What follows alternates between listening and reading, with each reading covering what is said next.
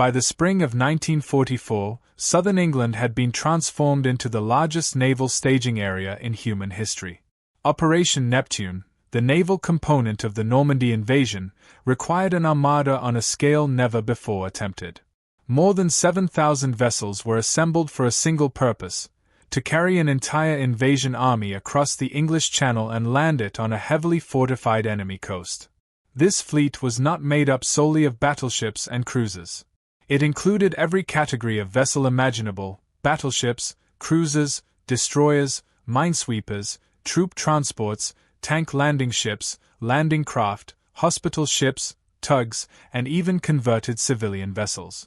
Each had a specific role, and the failure of any one category could jeopardize the entire operation. British ports such as Portsmouth, Plymouth, Southampton, and the Thames estuary became crowded beyond capacity. Ships were packed bow to stern, camouflaged, and hidden under strict radio silence. Crews trained repeatedly in embarkation drills, loading vehicles, troops, and supplies according to carefully calculated timetables. Every tank, truck, and artillery piece had an assigned ship and a designated landing beach. The logistical challenge went far beyond simple numbers. The invasion fleet had to transport over 150,000 troops on the first day alone, along with thousands of vehicles and tens of thousands of tons of ammunition, fuel, and rations. Tides, weather, moonlight, and German patrol patterns all had to align. Even a delay of a few hours could scatter convoys, expose ships to U-boat attacks, or cause landings to miss their designated beaches. At the heart of the operation was a strategic gamble. Allied planners understood that the English Channel, though narrow, was one of the most dangerous stretches of water in the world. German coastal artillery, mines, submarines, and fast attack craft formed part of Hitler's Atlantic Wall. The Armada would be visible, vulnerable, and impossible to conceal once it sailed. Yet concealment had already done its work. Through deception operations and false radio traffic, the Germans had been led to believe the main invasion would strike at Pas-de-Calais. This misdirection allowed the greatest naval concentration ever assembled to form in plain sight, without triggering an immediate German response. Operation Neptune was not merely about ships crossing water. It was the transformation of naval power into a moving steel bridge between Britain and occupied Europe. Once the Armada sailed, there would be no retreat, no second attempt. The entire weight of Allied strategy rested on this wall of steel holding together long enough to place an army ashore under fire. Before a single landing craft could approach the Normandy coast, another battle had to be fought, one that would take place in darkness, silence, and extreme risk. The English Channel had been turned into a vast minefield by German defenses. Hundreds of naval mines, magnetic, acoustic, and contact types, lay hidden beneath the waves, positioned to tear open the hulls of invasion ships before they ever reached the beaches. The responsibility for opening the invasion routes fell to the Minesweepers, the most exposed and least celebrated vessels of Operation Neptune. On the night of 5 to 6 June 1944, Allied minesweeping flotillas moved ahead of the main armada to clear 10 narrow sea lanes through the German mine belts. These corridors would guide thousands of ships toward the Normandy beaches at precisely timed intervals. Minesweeping was a slow and methodical process. Ships towed steel cables fitted with cutters designed to sever the mooring lines of contact mines, allowing them to float to the surface where they could be destroyed by gunfire. Magnetic and acoustic mines required different countermeasures, including electrical degaussing equipment and noise-making devices to trigger detonations safely away from the hull. The danger was constant. Minesweepers operated at low speeds and predictable courses, making them vulnerable not only to mines but also to German patrol craft, coastal artillery, and aircraft. One miscalculation, an uncut cable, a drifting mine, a navigation error, could detonate a charge powerful enough to sink a ship instantly. There were no second chances. Despite these risks, the minesweepers maintained strict radio silence. Navigation was done by dead reckoning, signal lamps, and prearranged timing. Crews worked in near-total darkness, often aware that German shore batteries were only miles away. The sea itself added to the challenge, as rough conditions threatened to disrupt sweeping gear and scatter mines back into cleared lanes. By dawn, the results were decisive. Although losses were taken, the 10 channels were successfully opened. When the main invasion fleet advanced, it did so through these narrow corridors, unaware that entire crews had already risked and lost their lives to make the passage possible. The success of Operation Neptune rested on these invisible paths. Without them, the Armada would have been shattered before reaching the beaches. The Minesweepers did not fire the first shots of D-Day, but they made every shot that followed possible. As night faded into the early hours of the 6th of June, 1944, the English Channel became the most crowded stretch of water in human history. Thousands of ships, warships, troop transports, landing craft, and support vessels were converging from dozens of ports along the southern coast of England. Their destination was the same, but their arrival times, speeds, and roles were vastly different.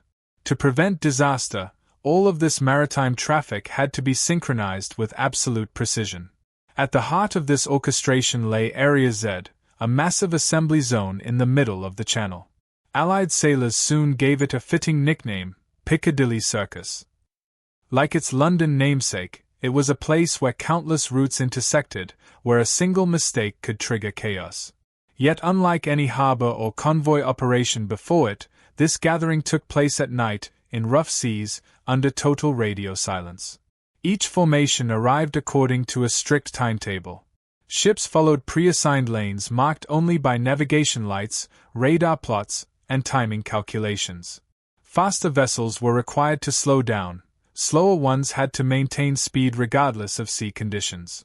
Landing craft, highly vulnerable and difficult to handle, were carefully slotted into position behind escorting warships that would shield them from enemy attack. The challenge was compounded by weather. Strong winds and heavy swells scattered formations and forced constant course corrections. Some landing craft arrived late, others early. Yet there was no room for improvisation. Any deviation risked collision, minefield entry, or exposure to German defenses before the scheduled bombardment. Commanders could not simply issue radio orders to restore order, the risk of German interception was too great. Instead, control depended on pre-planned signals, flashing lamps, flag codes, and the disciplined execution of rehearsed procedures. Radar operators tracked dense clusters of ships, carefully guiding formations without revealing their presence. By the time dawn approached, the impossible had been achieved. The Armada had reorganized itself from scattered convoys into a coherent assault force, aligned with the cleared channels and timed to reach the Normandy coast in precise sequence. What could have become a maritime catastrophe instead became a masterpiece of coordination. Piccadilly Circus was not a battle of guns or armor, but a battle against confusion, weather, and time. Its victory ensured that when the first landing craft turned toward the beaches, the invasion was no longer a plan on paper, but an unstoppable reality moving across the sea. Just before dawn on the 6th of June, 1944, the English Channel erupted in fire. As Allied assault formations closed in on the Normandy coast, the naval phase of Operation Neptune reached its most violent moment. Battleships, cruisers, and destroyers opened fire almost simultaneously, unleashing the largest naval bombardment ever directed against a defended shoreline. At the forefront were heavy units such as HMS Warspite, USS Texas, USS Nevada, and HMS Rodney. Their massive guns, ranging from 14 to 16 inches, were designed to smash enemy warships, yet now they were aimed at concrete bunkers, artillery casemates, and observation posts of Hitler's Atlantic Wall. Each salvo sent shockwaves through the ships themselves as shells weighing over a ton screamed toward the coast. German coastal batteries responded almost immediately. Well camouflaged and protected by reinforced concrete, many of these guns had been built to duel with enemy capital ships. The result was a series of brutal long-range artillery duels, with shells falling among the Allied fleet as gunners on both sides fought for control of the shoreline. Near Le Havre and at batteries such as Long-sur-Mer, German fire came dangerously close to inflicting serious losses. Despite the overwhelming volume of fire, the bombardment revealed a harsh reality. Even the heaviest naval guns struggled to destroy well-built concrete fortifications. Many bunkers survived direct hits, and some German batteries continued firing even after hours of shelling. Accuracy was further complicated by smoke, dust, and the difficulty of spotting targets from miles offshore. As the landing hour approached, destroyers and cruisers moved closer, shifting from area bombardment to more precise fire. Their task was no longer to annihilate the Atlantic Wall, but to suppress it, forcing German gunners to stay under cover as Allied troops approached the beaches. The Great Bombardment did not shatter the Atlantic Wall as planners had hoped, but it played a decisive role. It disrupted German command, cut communications, destroyed key positions, and, most critically, gave the invasion forces a chance to reach the shore. At that moment, the fate of the landings no longer rested on battleship guns alone, but on what would happen in the killing zones beyond the surf. The success of Operation Neptune ultimately depended on the vessels that would make first contact with the beaches. At the sharp end of the invasion were the Higgins boats, LCVPs, and the massive LSDs, landing ship, tank, two very different designs, both essential to turning naval power into boots on the ground. The Higgins boat, officially the landing craft, vehicle, personnel, was a small, shallow-draft craft designed to run directly onto the sand.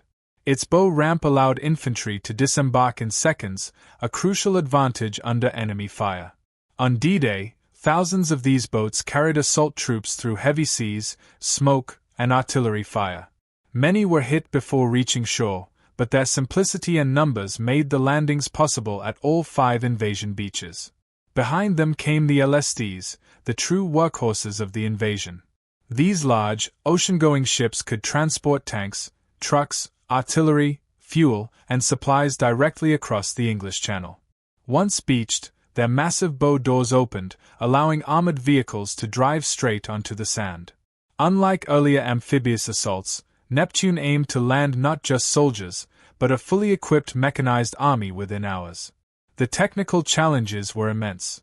Tides, sandbars, underwater obstacles, and German fire all threatened the landing craft. Crews had to time their approach precisely, avoid anti-landing obstacles, and unload under constant threat.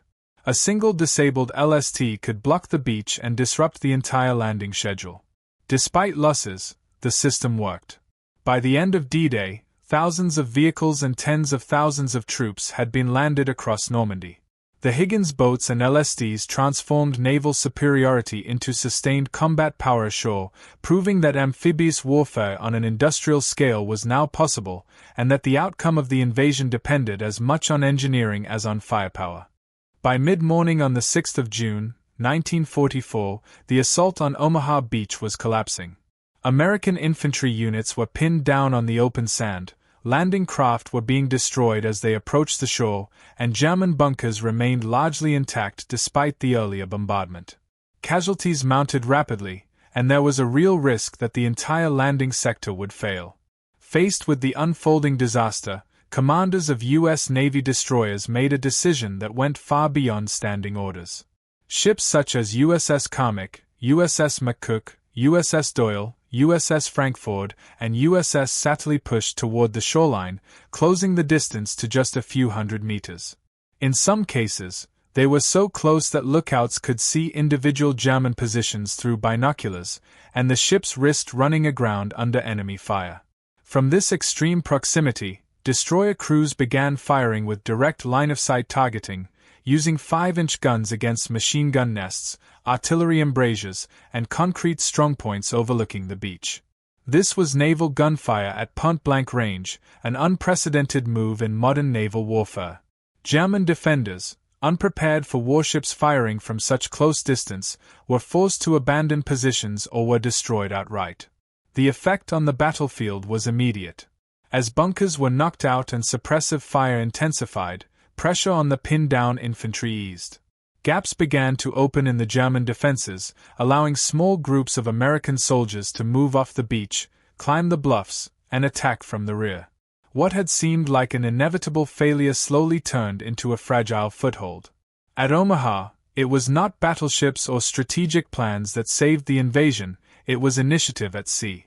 The decision of destroyer captains to risk their ships, their crews, and the entire naval gunfire doctrine became one of the defining moments of D-Day.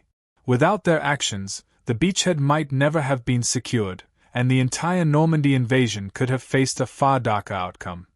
Winning the beaches was only the beginning. To keep the invasion alive, the Allies needed to land thousands of tons of supplies every day, vehicles, ammunition, fuel, food, and reinforcements, without capturing a major port.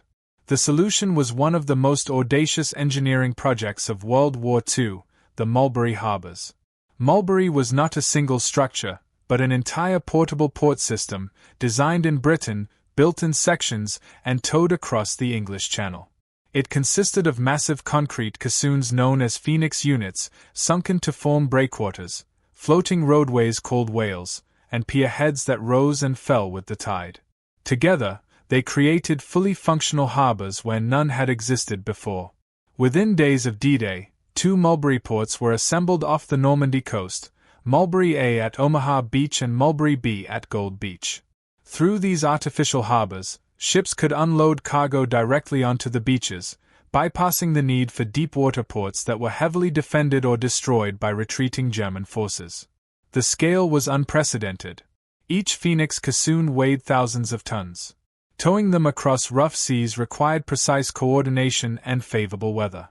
When a massive storm hit the channel in mid-June 1944, Mulberry A was largely destroyed. Mulberry B, however, survived and became the logistical lifeline of the invasion. Through Mulberry B alone, the Allies landed millions of men, vehicles, and supplies over the following months. This continuous flow made it possible to expand the beachhead, push inland, and sustain the ground campaign in France. The harbor turned naval dominance into strategic endurance. Mulberry proved that modern warfare was not decided only by battles, but by logistics. Operation Neptune succeeded not just because troops landed on D-Day, but because the sea itself was transformed into a supply network, one strong enough to support the liberation of Western Europe. D-Day did not end with the landings, it began a prolonged naval battle to keep the channel open at all costs. Once Allied troops were ashore, their survival depended entirely on a constant flow of reinforcements and supplies crossing the narrow sea. If Germany could disrupt this maritime lifeline, the invasion would collapse. The Allies transformed the English Channel into a heavily guarded corridor. Destroyers, corvettes, and escort vessels patrolled day and night, forming layered defenses against German U-boats, E-boats, fast attack craft, midget submarines, and drifting mines. Radar, sonar, and air patrols worked together to detect threats before they could reach the vulnerable transport ships. German E-boats operating from French ports posed a serious danger. Fast, low profile, and armed with torpedoes, they struck mainly at night, attempting to slip through Allied screens. In response, the Royal Navy and U.S. Navy established aggressive interception patrols, turning the channel into a deadly trap for raiders rather than a hunting ground. U-boats also attempted to penetrate the invasion routes, but Allied air superiority and improved anti-submarine tactics severely limited their effectiveness. Long-range patrol aircraft, escort carriers, and hunter-killer groups forced German submarines to operate under constant threat, drastically reducing their ability to attack. The Germans introduced new weapons as well, acoustic torpedoes and remote-controlled mines, but by mid-1944, Allied countermeasures and sheer numerical superiority blunted their impact. Every threat was met with overwhelming force and rapid adaptation. By holding the channel, the Allied navies ensured that Normandy remained supplied, reinforced, and secure. This maritime shield allowed the ground armies to break out of the beachhead and advance toward Paris. Operation Neptune did not end on June 6. It continued every day the sea lanes stayed open, proving that naval control was the silent foundation of victory in Western Europe.